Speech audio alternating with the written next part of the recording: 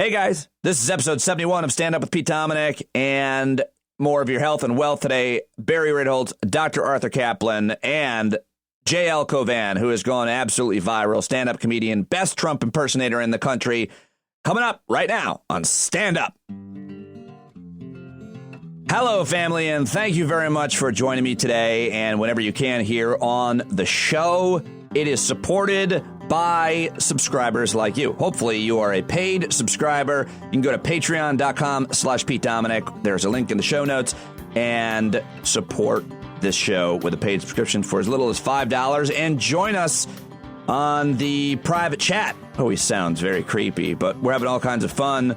Tonight, it's happy hour again at 9 p.m. You can join us for a workout in our living room, my wife leading that as well. Lots of different ways to hang out, get together, and try to figure out a way through this absolute crazy, insane nightmare of a time. There are 221 days until the presidential election, and the jobless claim numbers are just astonishing. 3.28 million people filed for jobless claims this week, 4 times higher than the weekly record before it, and we are only at the beginning of this. Oh, my goodness. Here's Matt Kaiser from What the Fuck Happened Today in one sentence. A record 3.28 million Americans filed for unemployment benefits last week. The U.S. death toll from the coronavirus hit 1,000. The U.S. leads the world in confirmed coronavirus cases. The Senate passed an emergency $2.2 trillion coronavirus relief package. U.S. stocks had their best 3-day rally since 1931, and the Trump administration ignored a White House playbook that was created in 2016 to help fight back against a potential pandemic.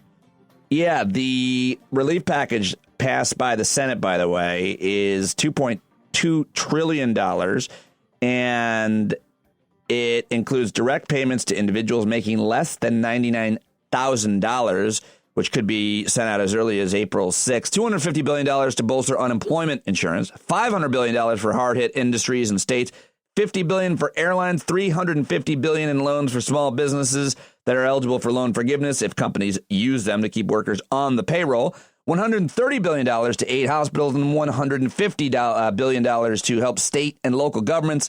The bill now heads to the House, where lawmakers are expected to vote on it today, which is Friday morning if you're listening on Friday. 33% of Americans said the coronavirus outbreak has caused them or an immediate family member to lose their job. Are you one of those people? 51% said they have had their hours or pay cut, and 92% said a recession is likely. And the Federal Reserve Chairman Jay Powell also said a recession is likely. So how are you doing? How are you staying sane? How are you coping? How is your family? Let me know. Pop me an email. I'm here to connect with you in as many ways as I can and inform you in as many ways as you can. Doing the podcast every day now, bringing on the best experts I can find and a few exceptions just to entertain you, including my first guest today, who is JL Cauvin. I talked to him live on Twitter yesterday. You may have seen his video, which has gone absolutely viral, over 4 million views now. He went from 4,000 Twitter followers to 40,000 Twitter followers, and I couldn't be happier for him. So I invited him back on the podcast to talk about what it's all been like to go viral in the last 48 hours, going viral during an actual virus. My conversation with JL Cauvin, and then we get to talk to the president again, and it's hilarious as always. You're going to have some laughs. Then your health and wealth with Barry Ritholtz and Dr. Arthur Caplan.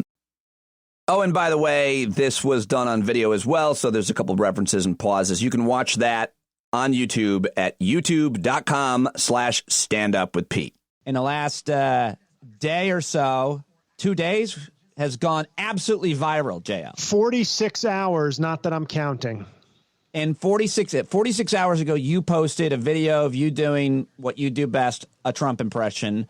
And by the way, a lot of people do a good impression. Your content, it's what you're saying that is so much funnier than all the rest of these hacks, including myself. So congratulations. You've been making these videos, though, for I feel like maybe a week or two. And what happened? Well, obviously, like any good comedian, all you need is a break. And for me, my career has been particularly jinxed. I can go back to, when Patrice O'Neill asked me to open for him, and I did, and I was looking forward to building that relationship. And then he had a stroke and died 4 months later. I can point to many things that my career has almost broken through. But this one was the big one. And this is how I knew I was going to make it, because I said, we are now in the middle of a global pandemic. And I said, if there's any time that a person with a jinxed career is going to shine, it's going to be during an apocalyptic loss of life. So congratulations. Yeah, we're all real proud in my home. All right. So JL, what are just real quick, you have gone viral during the virus with this video. Before this video went huge, you had about 4,000 followers on Twitter? I did. And now 46 hours later, how many new followers? 26,000. But importantly, among those, I found some male porn star and a female dominatrix are among the army, the JL army now. That's fine. So that's fine. Take whoever. Allow me to announce that I am now I will start using terms like sex positive to embrace the larger tent that is the JL army. I'll need a new name. The Corona Cauvins, maybe. Right. the COVID Cauvins. Sounds good.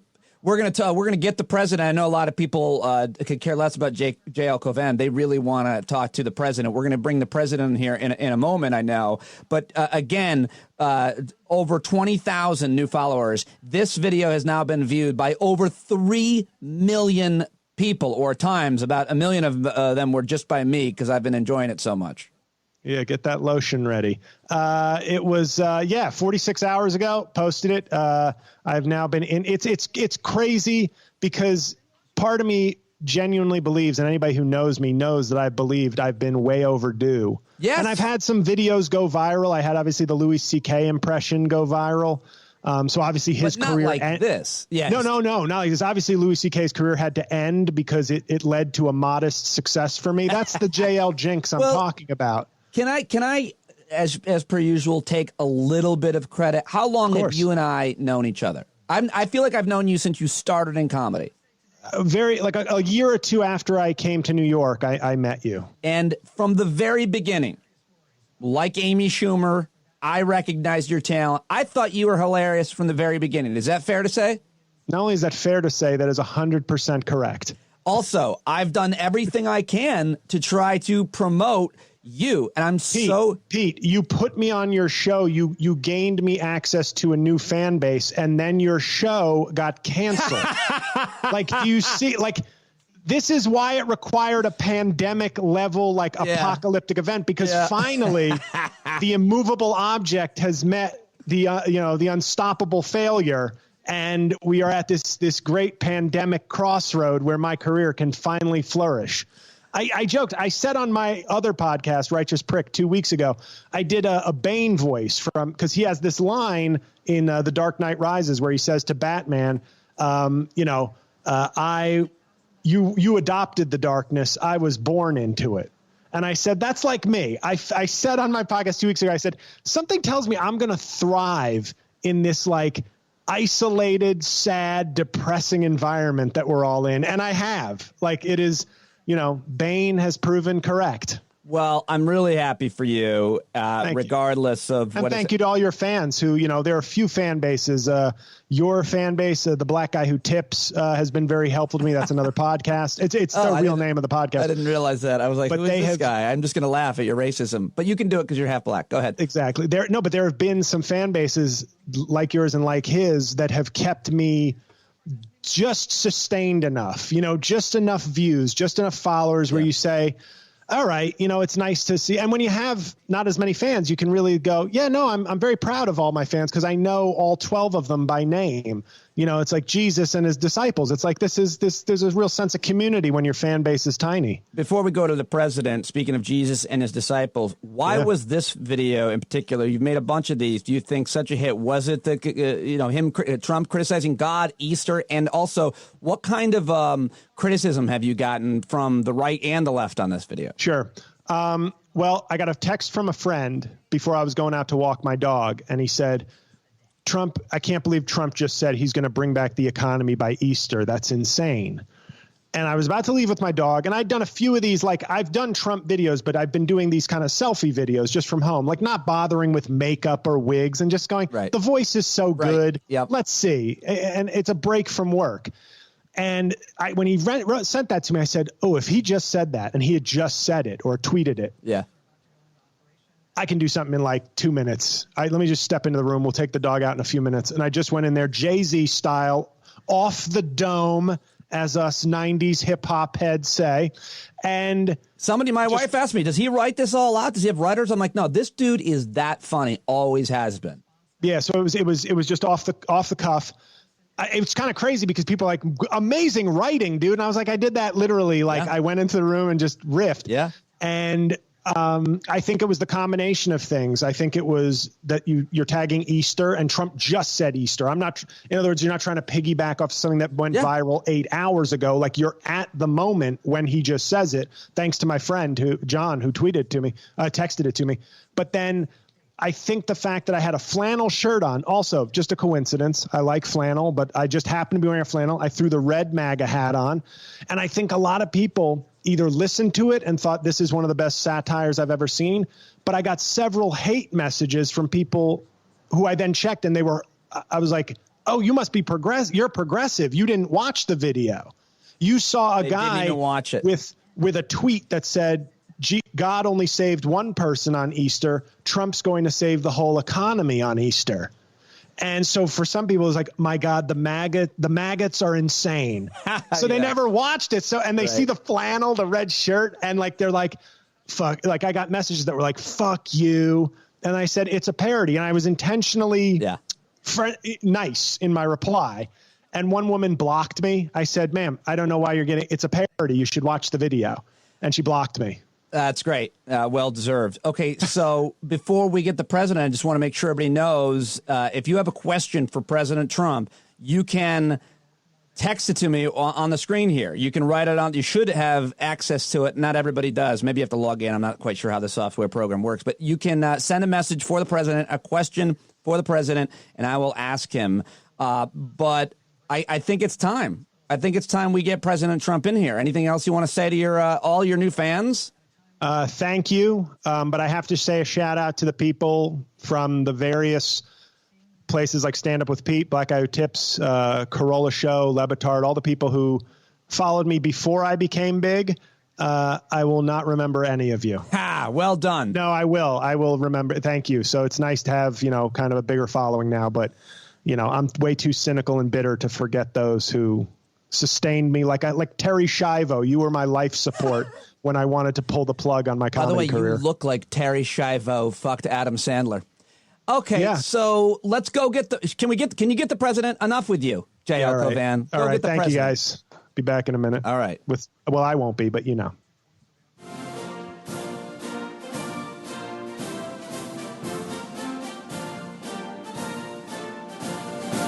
All right. There's the music. Can you hear it? Can everybody hear the music? Hail to the chief, everybody. Might not be the most appropriate music. Maybe this will be better.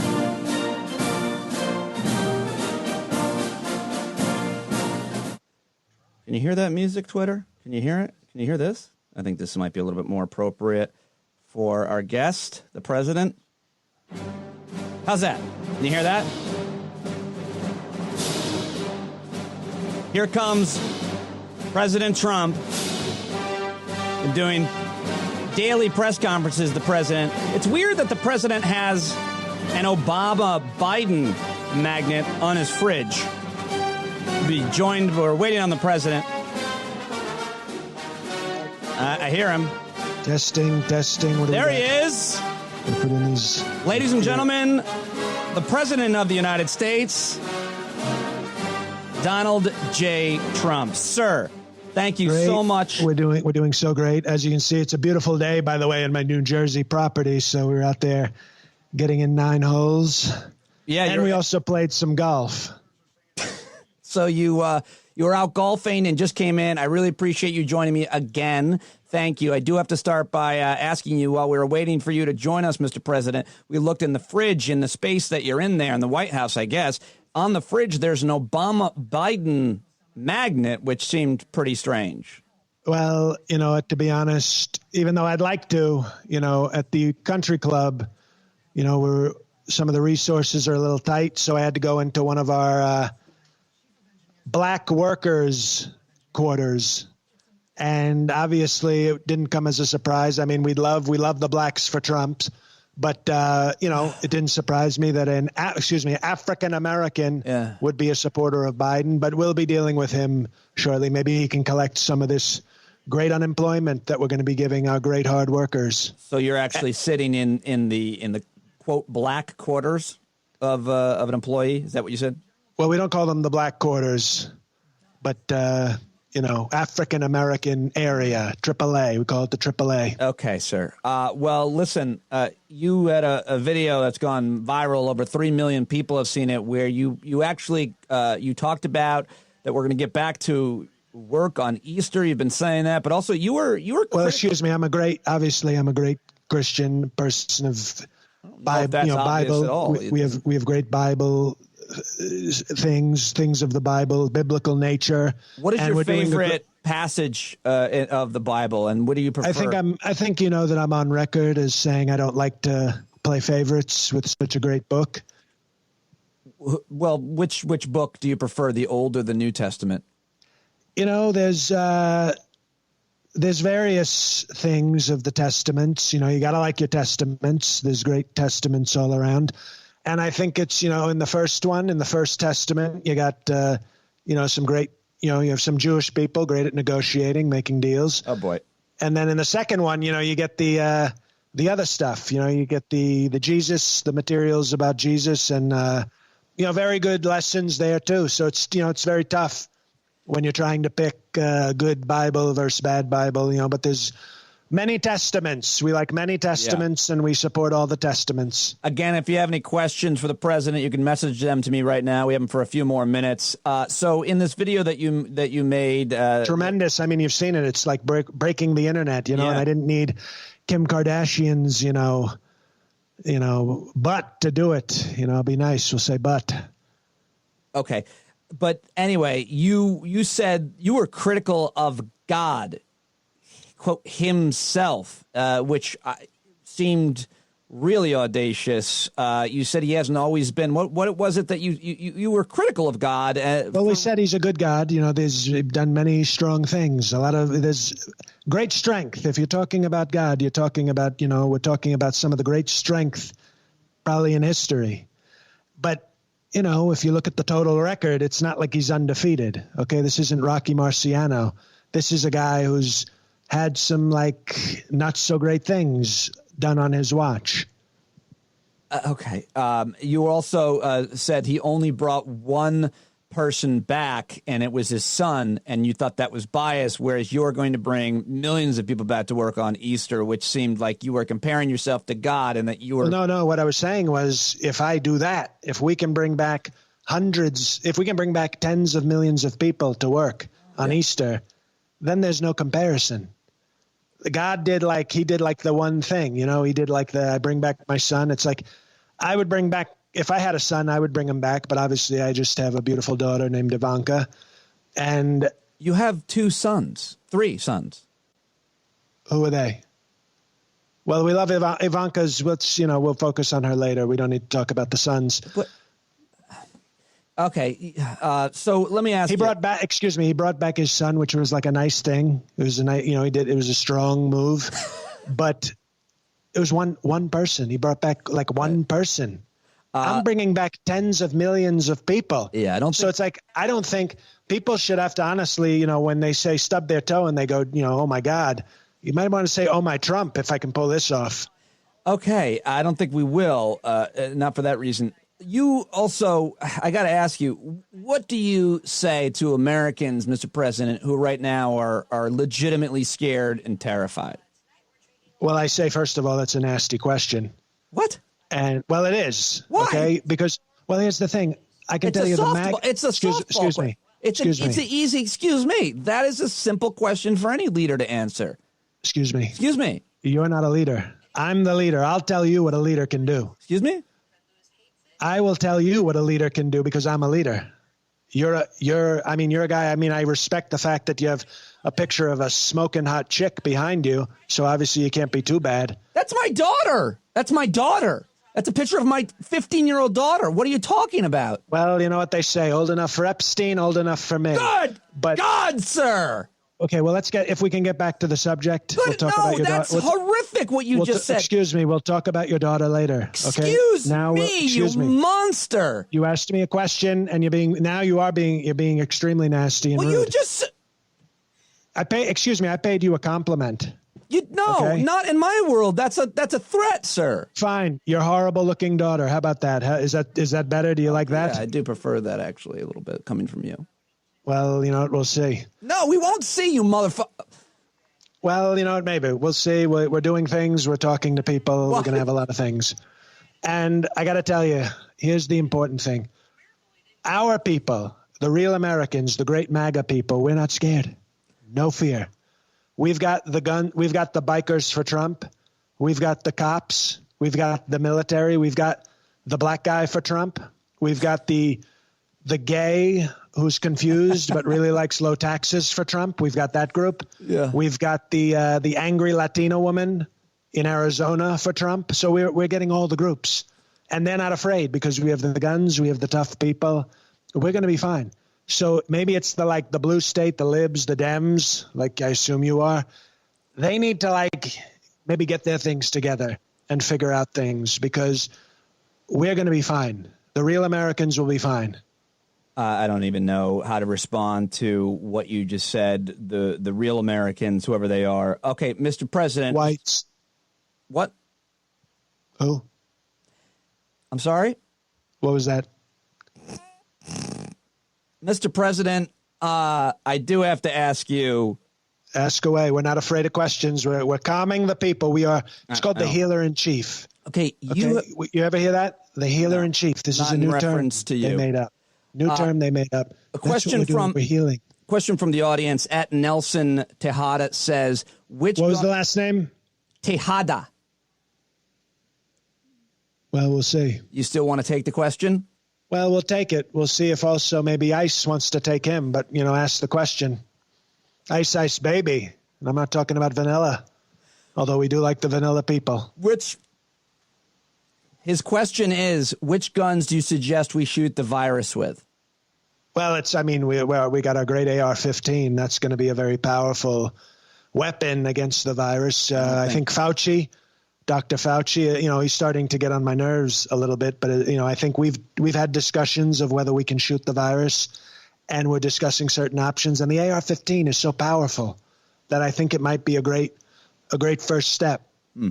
What is it about Dr. Fauci or any of the other experts that is so troubling to you? Well, Fauci seems to want to come out there and, contradict me and make himself into a star. And it's like, you maybe you want to know your role, as the great Rock said, maybe know your role and shut your mouth. Okay. Let me ask you, though, you have said many times that we didn't see a thing coming, and it's always a thing that there have been entire departments of universities and organizations dedicated to seeing coming, from hurricanes to pandemics. We absolutely have been preparing.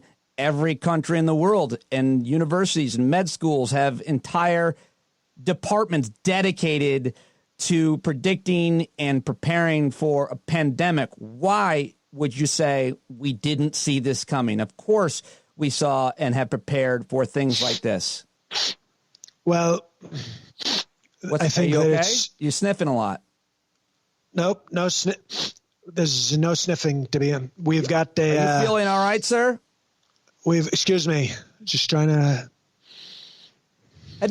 answer. We're going to answer the question. We're going to answer the great question. Are you having shortness of breath? Nobody saw this. Excuse me. Nobody saw this coming. Nobody saw it coming. Nobody knew it was coming. Nobody's even ever seen a woman come. So we've got a lot of mysteries here. And I think it's important that Obama failed us. He didn't prepare us well. And we're doing a great job. We shut down China. We said, China, you can't come here. No China. And by the way, we've decided to name it a more PC term because I'm sure you were among those people who didn't like the calling it the China virus. It's the definition of racism, calling it the Chinese. And that's why we're calling it we're actually calling it the yellow Godzilla fever now. So we've decided to be a little more politically correct. That's worse. That's actually worse. It's actually more racist. I wish I could say I was surprised, but I'm not. That's more racist than Chinese virus, what you just said. Well, now we have to disagree. Now you're saying everything is racist. Well, most of the things that you say in reference to any minority are racist. You're the living embodiment of a racist, sir. If by least racist person you've ever met, then yes, we can go with that. Okay. Well, listen, I know your time is short. I appreciate you. Got to get back out there and play the back nine. Yeah. Okay. That is President Trump, and you've got to listen to his podcast, Making Podcasts Great Again. Of course. Great show. It's a great show. We're going to be unveiling some new content. That's what they call it. They call it content. And the content will make you content. How about that? It's called words. And we're going to do that. So Making Podcasts Great Again. It's a great show available where the pod shows are. And it's available at Trump Pod on the Twitter, which I dominate. Yeah, you do. All right, let me play you off, sir. Here's your music that I think is most appropriate. Hail to the chief, huh? That's what this is called. This is Hail to the Chief for tough leaders. I like it. President Trump. All right, get back out there on the golf course. And please, by all means, drink a bottle of COVID-19 and prove how strong you are. Very strong. I had a Brazilian stripper spit in my mouth, and she was COVID positive. That's how strong my system is. Goodbye, sir. Thank you, everybody. There you go, JL Cauvin. Check him out. Follow him on Twitter. Listen to his podcast. And it's Trump Pod, right? Isn't that what he said? I always forget. Anyway, great guy. Very funny. Glad to see him getting his due. And glad to have somebody to be happy for during this time. So much to worry about. So much to fear and be anxious about and be stressed about. I get it. And I'm right there with you. But I'm going to keep doing this podcast. Keep trying to keep you entertained and informed each and every day. So thank you very much for subscribing. And now let's get to my next guest, who is going to talk about your wealth. And he's one of the best. He wrote a book called Bailout Nation, and now it's relevant again because, well, we're bailing out the nation again. So we start there. Again, this is on video. It's youtube.com/standupwithpete. Here's my most recent conversation with Barry Ritholtz at Ritholtz, everybody. Bailout Nation, ladies and gentlemen, by Barry Ritholtz. Who would have thought this book would become relevant again? Ritholtz, thank you for joining me. Fantastic. Thank you for having me. You've got a great piece at Bloomberg where you are a contributor. Your podcast, Masters of Businesses there. You also write a, weekly column at Bloomberg Opinion? Yes.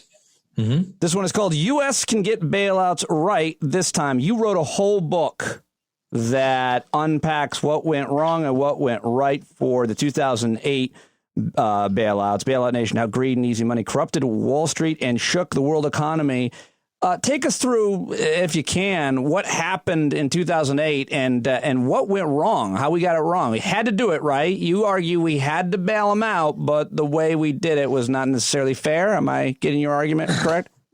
Not exactly. I was very comfortable letting a number of banks go belly up, or at least, most, there are some really interesting buildings in New York, but one of my favorite is downtown. It has these Roman Greco columns, and you go there when you are insolvent as a corporation, and it's called a bankruptcy court. And we did that with General Motors, and it worked out fine. We should have done that with more banks. If you use so much leverage and you're so reckless and irresponsible that you become insolvent, it's not the government's responsibility. It's not the taxpayer's responsibility to bail you out. Now, we don't want to just let everybody do a face plant into the pavement. We kind of had no choice with Lehman Brothers because they were both insolvent and criminally negligent. and you couldn't put any money into them because they were cooking their books. So I understand why we let Lehman Brothers go belly up. But you could have done a General Motors-like workout for Citibank or Bank of America. Bank of America is my favorite example. Why? You have the bank, you have Merrill Lynch, you have Countrywide, you have about a dozen separate divisions all rolled up into one. And you could very easily have taken each of those, spun them out as independent entities, standalone entities with a clean balance sheet, no debt. And then you take all that toxic, what people call toxic paper or toxic debt. There is no such thing as toxic debt. There's only toxic prices. So the stuff, those bad mortgages at 100 cents on the dollar, well, somewhere 30, 25, 20 cents, there's upside and someone's going to buy it at that price. Right. But at full price, it's garbage. It's not quite worthless, but it's 3, 4, 5 times overvalued. You spin that all out and you're left with a much healthier, and you repeat that for every major financial institution that's insolvent, and you end up with a little more pain up front, but a much healthier financial situation on the back end. Well, you had bailouts of the banks as well as a giant insurance firm, AIG, as well as who else? Who else got bailouts back in 2008 before we get to who was being... Fannie and Freddie were the government-sponsored enterprises were nationalized. They weren't even bailed out. They were backstopped by the government. And then the Uncle Sam took them over because they were so big and so systemically important that you couldn't just throw trillions of dollars at them. You had to have somebody willing to backstop it. And the only entity in the world big enough is essentially Uncle Sam. So in this new piece for Bloomberg, you write the prescription was a mix of monetary and fiscal responses. Though monetary stimulus did most of the heavy lifting, the worst economic effects eventually subsided and the economy more or less recovered. But, those remedies, you say, brought with them a heavy dose of unintended consequences. And the problem I see right now or during any crisis like this is that these bailouts are negotiated and rammed through without a lot of thought and with way too many favors. And you could argue a lot of corruption. That's certainly arguably what happened back in 2008 and what we see happening now. No? Well, in 2008, 2009, there was a sort of generalized, I wouldn't quite call it corruption. I would call it favoritism. When you have the Treasury Secretary, typically they come from either industry or finance. When they come from finance, what a coincidence, the banks get bailed out and industrial companies like General Motors and Chrysler, they go to reorganization. If that Treasury Secretary would have been from the industrial side, we would have seen the flip. We would have seen bailouts for industrials and banks getting put through bankruptcy. So reorganization. So it's not 08, 09 was really more favoritism, Wall Street favoritism, and not just outright corruption. The original proposal that was going through the Senate before it was stopped 2 days ago was just give us $500 billion. We'll let you know in 6 months what we spent the money on. That's what Democrats were using the hashtag slush fund in reference to, that $500 billion. Yeah, I mean, it's, during the TARP, we had the Troubled Asset Recovery Program. Neil Kashkari was sort of the bailout czar, and you had a person in charge who was a public figure and answerable to both Congress and the public to make sure that this wasn't just a free-for-all. Look, it's go through the history of bailouts. And then in the book, I trace it from the early banking bailouts at Penn Central and others in the 1970s to Chrysler in 1980 to long-term capital management in 1998. It always seems that if you know a congressman or a senator, you're much more likely to be bailed out than if you really have a great need, if you're really systemically important. Today's post discusses, if we're going to do bailouts, what are the purpose of those bailouts? And very specifically, the economy has ground to a halt because half of the workforce is socially distancing and staying at home under lockdown. Nobody's going to retail stores. Nobody's flying, going to restaurants, going to hotels, going to Disneyland, going anywhere. So basically, you and I are fortunate that our jobs allow us to sit at home and talk to a phone or a computer and get most of what we need to do done. Many people, and I almost want to say most people in America, don't have that luxury. If you're at a restaurant, if you're at a retail store, if you're my next door neighbor, right? Stop and think about my next door neighbor is an orthopedist surgeon, and he can't operate because it's non-life-threatening. Right. So he's unless somebody puts their hand in a blender and it's an emergency, you can go in for that, right? I assume so, but he's got a staff of 40 or 50 people, and he's laying people off because he can't afford to carry them with no clients coming in. So we have to do something. I don't care if you work in a restaurant or a retail store or an airline or whatever. You can't just suddenly have 50 million people out of work. So what seems to be the case is that, people who have no idea what the hell they're talking about, like me and others, are arguing what industries, what types and sizes of business should get what types of aid and how much. And is there any way to even have a discussion about the airline industry versus the cruise industry versus any other industry? And I think specifically most important, we should be focused on hospitals and healthcare right now.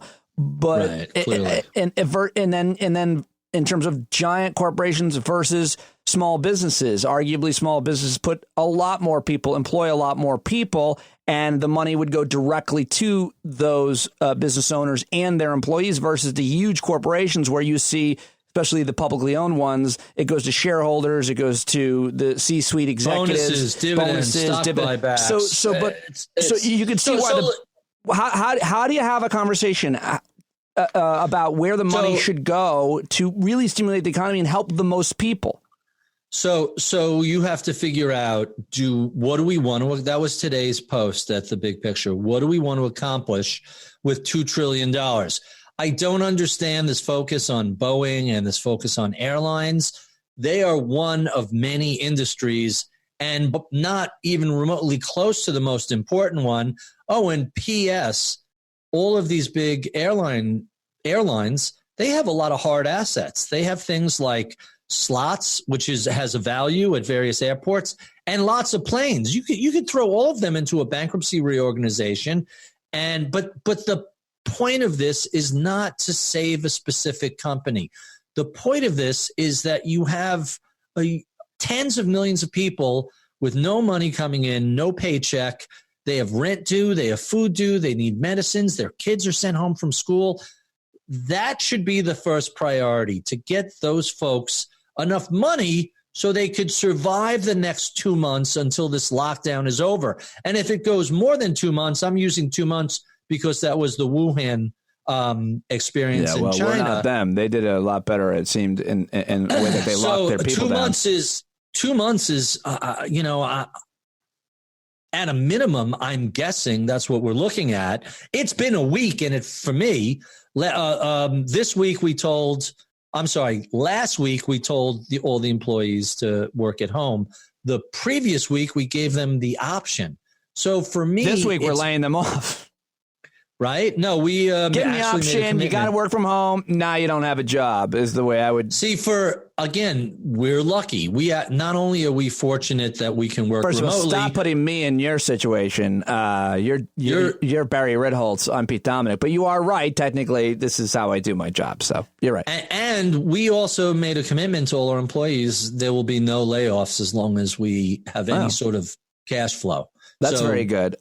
So don't freak out. Make sure your clients are comfortable and they know what's going on, and install some confidence in them that just as we've been through wars, we've been through worse than this.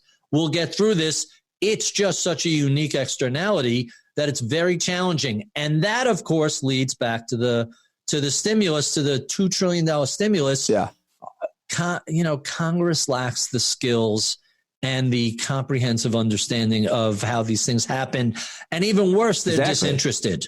Well, even worse, they're listening to the wrong people. The people that have access to them may not know what the hell they're talking about, or they're just asking for their handouts. Well, that's donors. a big part of it. That's a big part of it. But by the way, if you don't need a handout and you take it, I don't even know what the worst word I could call you. A traitor, a Trump. You can't just walk around and say, oh, there's a way here where I could squeeze a few $1 billion. During wartime, if you're a war profiteer, they used to hang people like that. We really need to make sure that the bailouts go to the people who need it. So what I propose is we do a 3-month guarantee rent and mortgage moratorium. The government says we'll cover the. How do you decide what the threshold for who gets that is? Pick a number. There is no great way to do it. There is no perfect way. You just have to pick a number that everybody could live with. Is it 200,000? Is it 100,000? Pick a round number, and that's it. Wherever number you pick, there's going to be someone right below it who doesn't deserve it, and someone right above it who does deserve it. There are some ways to speak to various economists and labor economists to come up with a number. But if the average household income is $60,000 and you have a two income family, $90,000 or $100,000 is not an unreasonable number. You could do a temporary Medicare for all. And make sure that anybody who contracts this disease or needs testing for COVID-19 has the ability to get that done. There should be nobody not getting tested because they're worried about a bill. They can't pay for it. I'm going to shut this window because I don't know if you could hear that, but I can. What is it? What do we have? Someone, I don't know, mowing their lawn. I don't hear it. Can you still hear me? Yeah, I can hear you. So what is the next one? You said...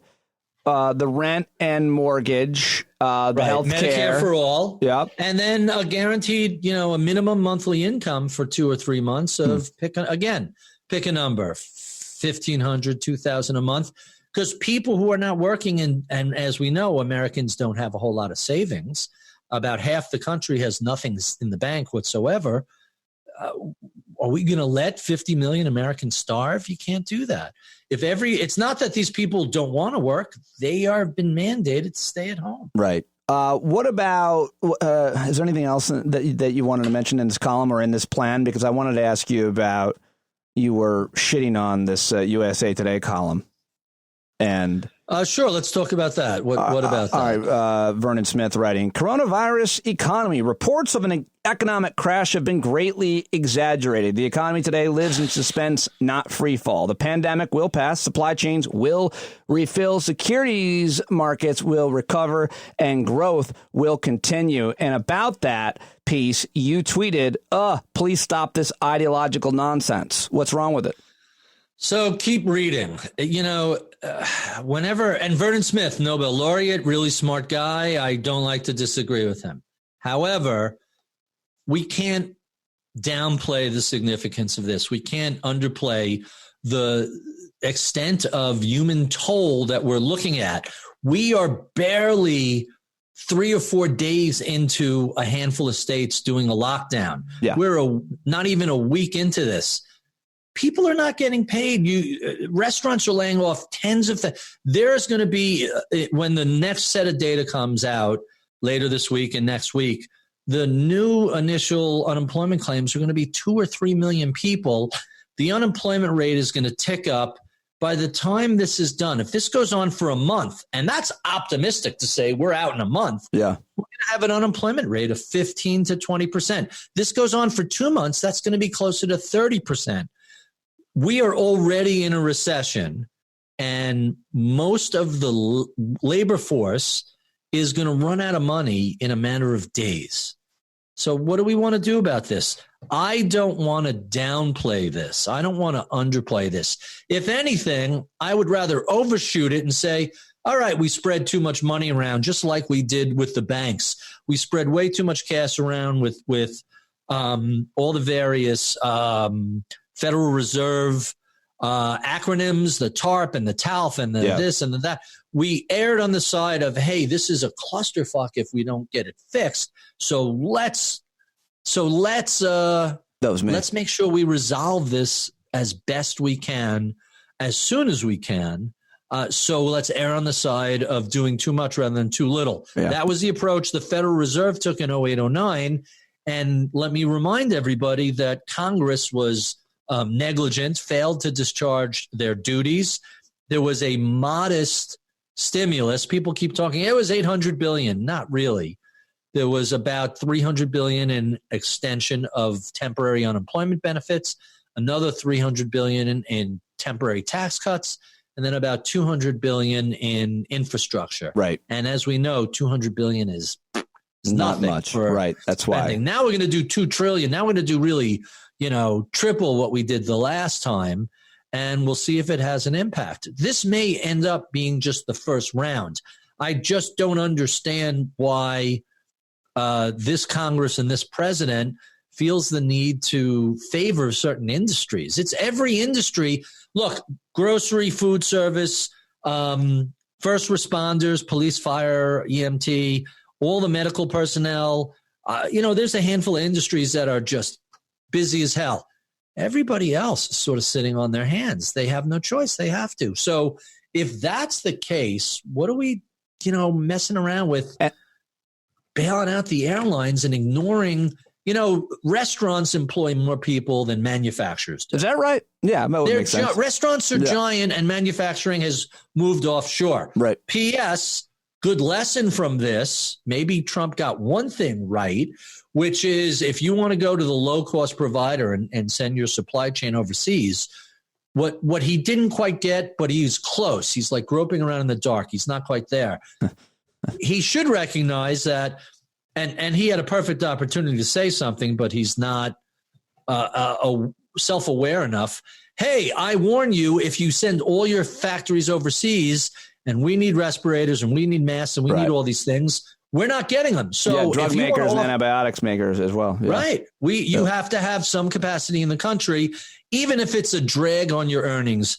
And P.S., which private equity weasel decided that all these not-for-profit community hospitals are now for-profit, and let's cut the excess beds and let's not have any gloves or masks or ventilators. That's going to hurt our profits. Capitalism at its finest right there, at its most brutal. Before I let you go, what do you make of this argument that we're now hearing from Trump and his minions and many on the right that, forget about how many people are going to die, the moral human argument, this idea that we've got to get people back to work to stimulate the economy because the president's so worried about his numbers and his approval rating, and he should be. But Barry, it seems like that the Republicans are so often just so pound foolish. They want to make a whole bunch of money up front right now, but in the long run, they lose everything. And the country loses everything and very few gain. So right now, they want people to go back to work. They're ignoring the way a virus spreads, an outbreak occurs, a pandemic happens, and they just want people to go back to work. But even if that were the case, and millions of people died as a result of their stupid ignorance, they still would lose money. The economy will not be better if people go back to work right now. You see a temporary boost, if anything, is my analysis.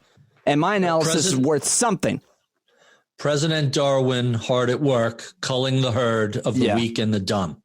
I don't know how else to explain it. I just was reading that Liberty University has told all their students to come back. What? This literally just. But to my argument, it's not financially sound. Even if you can't send people back to work. They'll get sick and die. No. This whole virus is a liberal hoax. It's all fine. Don't you? It's no worse than the flu. Come on back. I am shocked. And I'll tell you the fascinating thing that I find about the difference between markets and politics. In markets, when you're wrong, you find out really quickly. The feedback loop for a stock market is I buy something, it goes down, holy crap, I was wrong. You find out really quickly. Normally, in politics, you vote for a person that happens to operate against your interest. You may not find out for decades. Wait, I voted for you. What do you mean you cut my Social Security? Well, 30 years later, when you retire, you find out that, hey, you voted for the wrong guy or whatever. This president, for whatever reason, his feedback loop is very fast. So if you're a Midwest industrialist, you're getting screwed. If you're a farmer and you supported this guy, not only did the trade war kill you, but bankruptcies for farms and suicide amongst farmers are all way, way up. And now we're literally seeing a feedback loop where if you go to his rallies and watch Fox News and listen to what they're saying, you are putting your own health and safety at risk. Right. Fox News, and there was just a big article in the New York Times this week. Fox News was saying one thing to their audience, while internally they were absolutely doing the opposite. They were in a full lockdown mode themselves, even while they were saying the virus was a hoax, was nothing. The hypocrisy is astonishing, and their audience is very happily brainwashed. And, President Darwin is going to have a big, ugly effect. You would think these people wouldn't want to screw their own viewers and listeners, but they have a party line to follow, and there they go. All right. Barry Ritholtz, at Ritholtz on Twitter. Listen to his podcast, Masters in Business. Subscribe to his daily email, where I get all the new reads. The Big Picture is the blog. Ritholtz.com is his wealth management firm. And the book, Bailout Nation. Suddenly very relevant again, everybody. Wow, I got one of those also. Let's hold them up at the same time, right up close to the camera. Thank you very much, sir. Appreciate it as always. Thanks, Pete. Always a pleasure. If you're listening on the podcast, you can watch the video on YouTube, youtube.com/standupwithpete. Thanks, Ritholtz.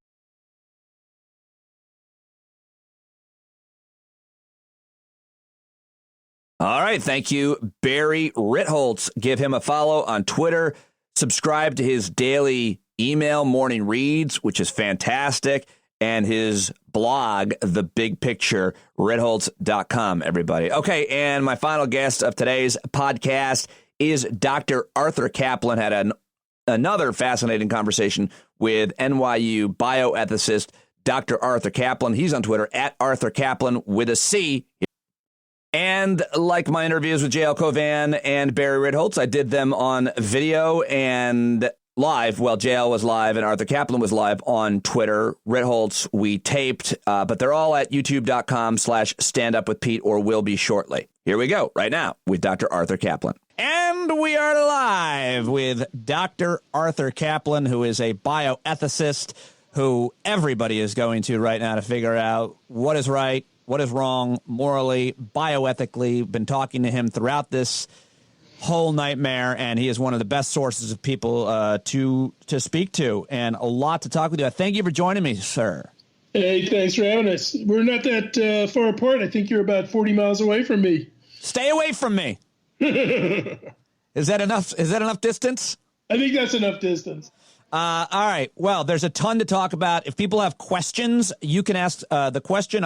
Maybe I'll throw it up on the screen if I can figure out this capability. Hopefully I won't lose you on audio or video, but I'll be putting this on the podcast, on Stand Up with Pete Dominic, as well as the YouTube page, youtube.com/standupwithpete. Dr. Arthur Caplan, generous to give us some time. First of all, I do want to just say thank you very much. You joined me maybe a few weeks ago. You've been joining me almost every week, and it's been awesome.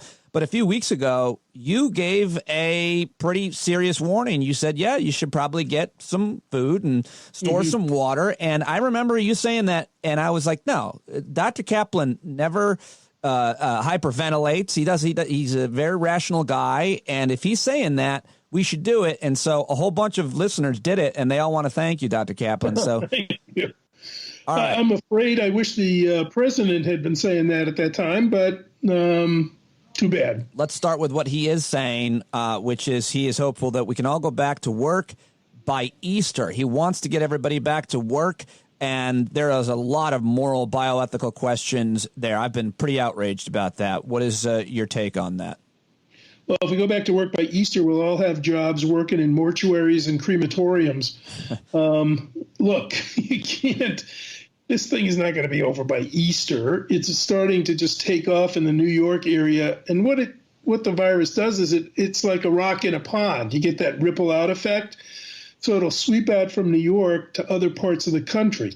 Some of his more red state supporters haven't seen much. You know, they're like, I don't know, no one's sick here and we're having a fine old time. But that's because they're about a month behind in terms of the virus getting to them. So if we are not vigilant, if we don't continue to do the social isolation, the distancing stuff, the hand hygiene, April, Easter, we'll still be in the thick of it. Right. So the idea that there is this deadline or this inspirational goal for a date is only one that a politician or an idiot would think of. The scientific and medical community is looking at a graph, and that is how they are deciding everything. Is that right? They're looking at charts and data. That's absolutely right. You make the curve and project, if we don't do anything and we all run outside today, this is what the infection rate will be and this is what the death rate will be. If we're half-assed about it and we sort of stay home and do a little bit, this is what it looks like. And if we're pretty good about it, this is what it looks like. And you can model it and make the projections. And by the way, you can do it state by state. So what I was saying before, New York area has it probably because the virus got here first from travelers and it's dense. And so it communicated fast. But you can project where it'll be in New Orleans in 2 weeks. You can project out where it's likely to be coming from the Seattle outbreak there, going the other direction. So it's science. There's no, you don't have to wonder how we're figuring this out. You just sort of look at the rates of spread and you know who's going to be at risk when. And there's going to be plenty of places trying to dig out from under at Easter. By the way, Pete, one other thing. The other reason president sometimes says, well, you know, we got the flu and thousands die from that, and we got car accidents and we don't stay home. That's true, but car accidents, the 20,000 deaths, are spread out across the year. They don't all take place in one city at one time. How about this for an analogy? If you had a bus have an accident with 60 people really severely injured, that would inundate an emergency room or one hospital. You'd have to spread that maybe amongst other hospitals, and then that's not even a good analogy because those people's injuries aren't contagious. Correct. And they all don't require the same thing, which is, you know, you get 100 people showing up a day. All of them need ICU. All of them need a ventilator. All of them need people who know how to intubate. And they're contagious. And the staff is perhaps not protected properly from the infection. So you're going to lose manpower. That's not a bus accident. That's not a bombing. That's not a train wreck. So let's talk about the other things the president's talking about: experimental drugs and what is it? Corkeline, chlorine, and he's talking about we don't know, we'll see, but it could be. It looks like it could be promising because it's treated malaria. He keeps talking about malaria. Why? What is this all about? Well, there is a drug that is approved for malaria, and there was a report came from France why they tried this drug on COVID patients. I have no idea, but they tried it on 20 people, and they thought they got a little bit of a survival effect on 6 of them. That's it. That's what's making him excited. Whether those 6 might have recovered anyway, we don't know because they didn't control for it, so not clear. When he says, you know, we're all going to be out by Easter, and the good news is we'll all be cured by next week because we have these drugs that are on the shelf and we can use them, reposition them for this. He doesn't know what he is talking about. Well, his own science advice, no surprise. But his own science people are going to say, look, if you don't test this stuff, all you're going to do is encourage people to self-medicate, which they have, and I think there are about 5 people dead now because they ran out and said, oh, you know, this is the same stuff that's in my fish tank cleaner. I'll eat it. Oh, really? That really happened? Yeah, it's already happened. It's happened in Nigeria, too. I just want to Yeah, go ahead. I just want to put a fine point on this idea that we've now heard from the president, Lieutenant Governor of Texas, Glenn Beck, and this shithead governor down in Florida as well, that we need to get we need to get back to work for the economy. What are the bioethics when it comes to this idea that we've got to get our economy started, and even though there is a viral outbreak, the economy is crashing. We've got to get back to work. I just want to come back to that real quick for those that just joined us on the live feed, talking to bioethicist Dr. Arthur Caplan. Nobody's better to answer this question about what we are now hearing, and I hate to say it, but it's seemingly a partisan kind of right-wing media and leader idea that we should get back to work. Well, look, the economy crashing is a big deal. It causes deaths. It causes people not to be able to eat. It causes crime. I get it. But if we're going to go back to work before we've tamped down the pandemic, then you're going to have people saying, yeah, I think I'm going to the Whole Foods hot bar. I have to step over these dead bodies. I mean, you can't run the economy in the middle of an epidemic. You just can't do it. Right. It's not like, by the way, the rest of the world also is closed. So who are we going to be trading with exactly? Well, it's also a false economic choice, right? It's not a solution. It's not like we can argue about, well, that like tax cuts or what stimulates the economy. This is not a solution. This won't do what they're saying it's doing. Be patriotic, go back to work, restart the economy. It's not about that. Even if that were true, that's the point. It's not true. Economically, forget morally. Well, let's say, as some Republicans seem to be insisting, that it's okay to kill your grandparents as part of going back to work. We'll just write them off. Well, the healthcare system is still going to be dealing with cases coming at a rapid rate, even if we're all back to work. So there is no healthcare system. If you have a car accident, if you have an industrial accident, the whole thing is swamped in many parts of the country because you're still having these cases occur. Grandma assumably just doesn't go patriotically and quietly in her house. We drag her into the hospital and try to save her. So they're jamming up everything. The notion that it's kind of, what did Trump say? We're fit and vigorous and we want to go out and we're not used to staying home. Yeah, okay. I'm sure we're not used to staying home this way. My dog says that. She's thrilled that I'm here. But outside of that, you don't have a normal economy, even if we all went back to work tomorrow morning, because of it's like, think of the Middle Ages. It's like in the middle of the Black Plague, we'll all go back to work, and the healthy people will go to the hot bar at Whole Foods. There are a lot of leaders, including yourself out there, that are trying to tell people, they're being honest. This is what we are facing, and this is how to handle it. Leaders should give advice right now. Andrew Cuomo is getting a lot of credit, as well as many other governors and mayors and other leaders in media as well. The president should be saying, listen, here's the situation. Here are some things that you can do to help each other and to help yourself, and then talk about having a schedule and supporting each other and all these great ideas. He could be leading, but instead he's just not. And I'm just ranting. Let me get back to another question for you. What's going on in New Rochelle? This is one of the major hot spots, hot zones. What do we call them, by the way? Outbreak area. Zone, yeah. This is a major hot zone, New Rochelle, New York, right on the Hudson River, just north of New York City, near the Hudson River. What is the practice that seems to maybe have been effective there? Not near the Hudson River. I don't know why I said it's near the Hudson. Gosh, I don't know why I said that. Guy has no geography. All right. Anyway, it's up near Rye, New York, and Port Chester. Look it up. Get a map myself. Go ahead. You can learn geography while you're home. It'll be great. Yeah. It'll be wonderful. Anyway, New Rochelle had an early outbreak, pretty intense, a lot of people sick. And Cuomo brought in the National Guard and basically said, kind of China style, you're not coming out, you're going back in, can't wander around, don't be tempted to go anywhere. Pretty tough quarantine imposed. I think he did it as an experiment to see what would happen. And you know what? It's working. The rate of infection there has been dropping. The rate of people requiring hospitalization, the curve is leveling. The toughest example in the area of stringent isolation, quarantine, giving out hand sanitizer and all that, it really shows that it'll work if we can stick with this for a while. So it's how hard is that to do in different communities culturally? We don't share. This idea of socialism, of collectivism, of the we versus the I, that seems like a much more European or even Asian thing. What are you seeing in terms of people working together and listening to governments? The other thing, in America, we have such a lack of respect and faith for government. We could talk about that and why another time. But right now, we need good government, and we have a whole lot of heroes in public service right now.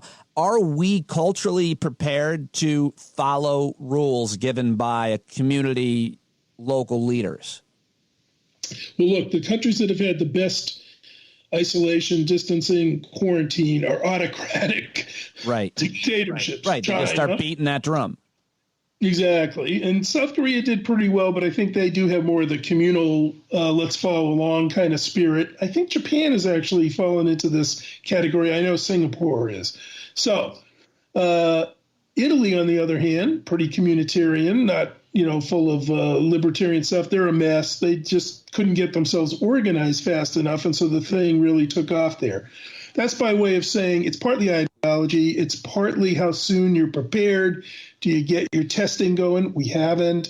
Do you have your protective gear out there for the healthcare workers? We haven't. So I'm going to say partly government failure, like the federal government hasn't been on the ball here.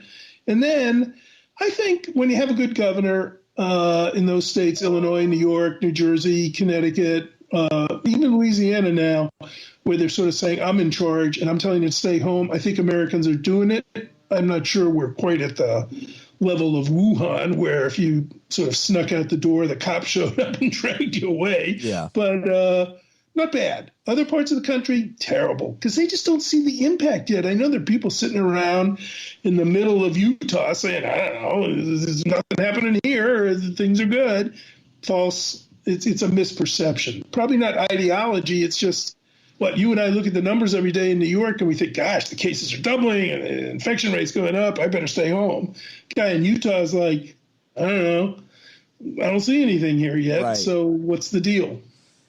Okay. What about some other bioethical questions like ordering food, ordering takeout? Is there a question about that? Are we putting, the delivery person, the food prep people in danger? What about that one? Yeah, I think a little bit, but at a tolerable level. If you're cooking 4 abreast in the restaurant, and then you have to take a subway in there or a bus in there, which are still exposure levels. Last time I looked, that virus lives on surfaces, I think, 10 days. So even if we were kind of controlling who's on there, probably not perfectly disinfected. They're a little bit of a heroes too, the delivery people and the food people, and I think we have to have that. I'm not going to argue about should we go back to work making pantyhose, but we do need food. There are plenty of people who can't get out who need food. Some of us, for sanity, want to have some food. You should not use paper money. You should use just credit if you can do that. Don't exchange anything with the delivery people. Let them leave it at the door. Let them wave at you and you wave at them and let them go away. No reason to expose each other to anything. I think also if the restaurants would try to practice better social distancing and make sure they're doing, good cleaning, good hygiene, small risk, but one I think we have to take.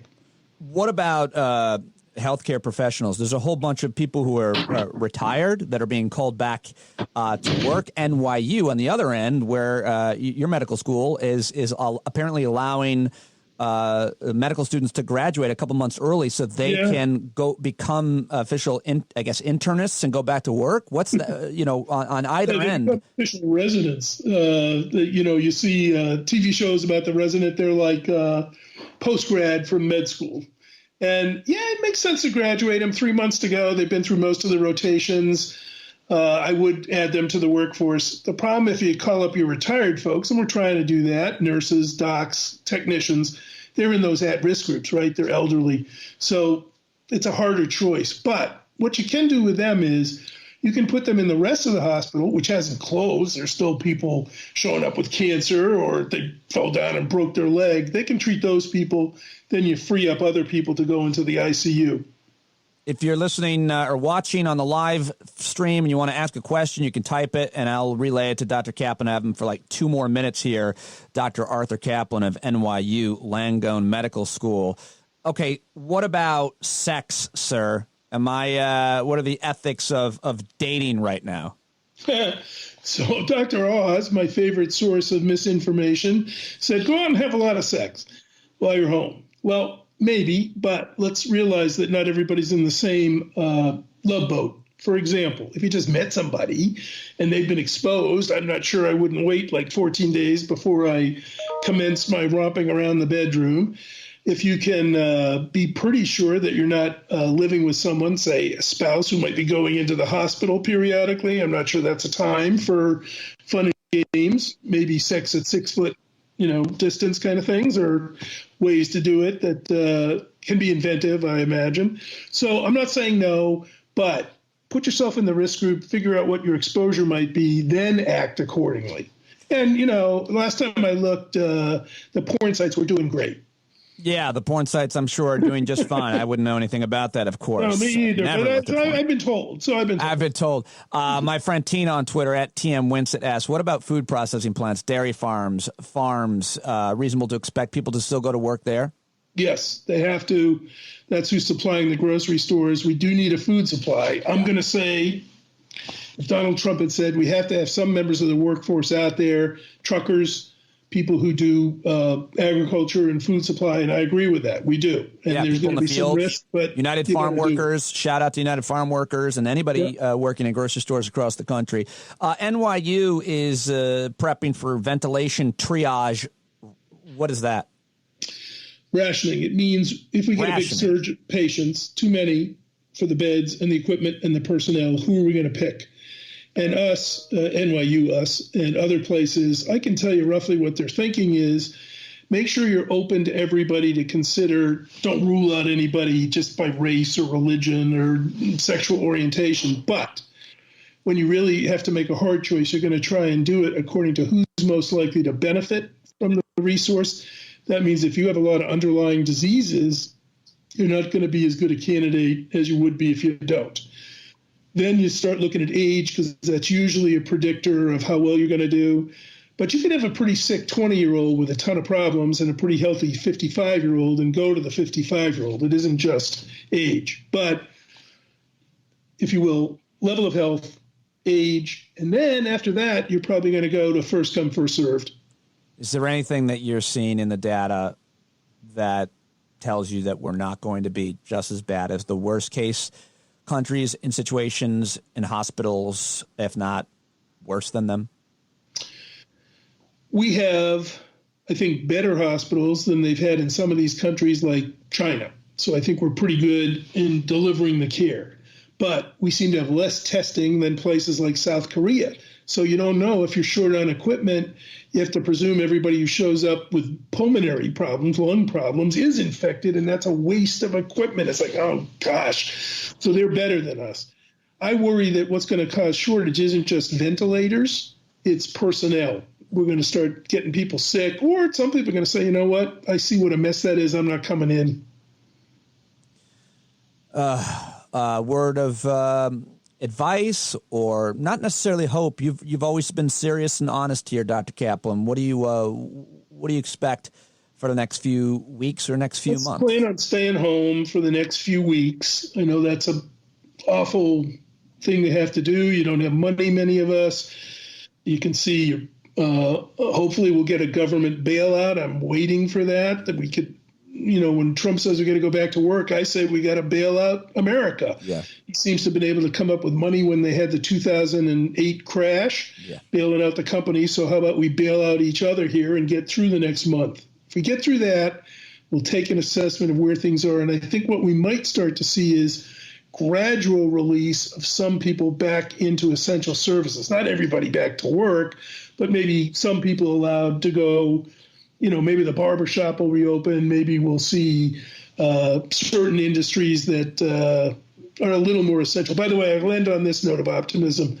In Connecticut, where I am today, part of New England, they listed essential businesses that could stay open, and two of them are Dunkin' Donuts and what we call packy stores, meaning liquor stores.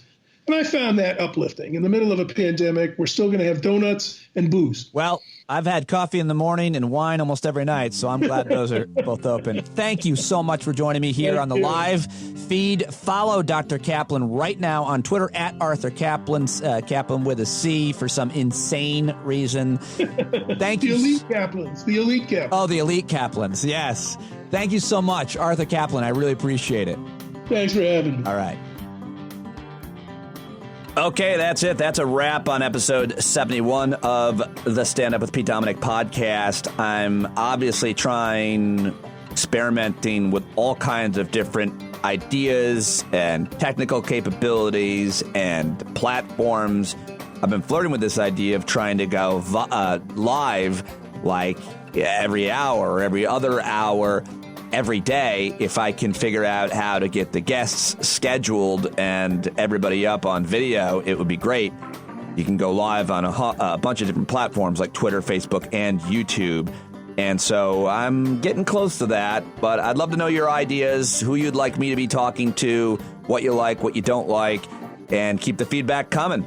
Thank you so much for your support with your paid subscriptions on Patreon. Go to patreon.com/Pete Dominick to support me and this podcast, working hard every day to try to keep you sane, informed, enlightened, and entertained. I appreciate your support. You've got mine. I'll talk to you soon. Have a great weekend, and hopefully we'll see you in happy hour. That's Friday night at 9 p.m. Last time we had like over 100 people hanging out, talking, commiserating, many of us drinking heavily, and I hope to see you there. So check that out. It's 9 p.m. tonight, the 27th, at patreon.com/Pete Dominick. Stay safe, everybody.